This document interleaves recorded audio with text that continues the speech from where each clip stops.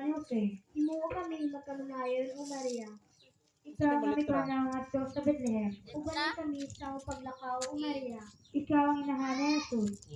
Iyan at siya dinisulod ka namo o Maria. Ikaw ang nakaplagan sa mga taong malamon, uban ni Jesus.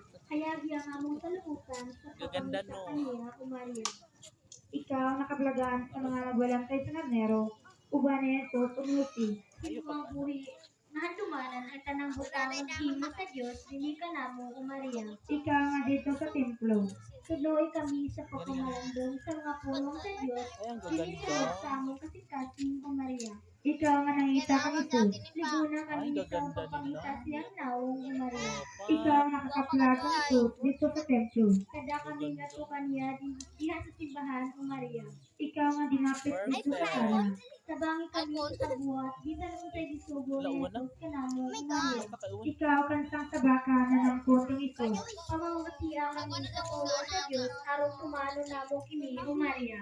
Ikaw nga dito sa dapit sa bagang, panon sa katawhan. Nagdagi kami aron maka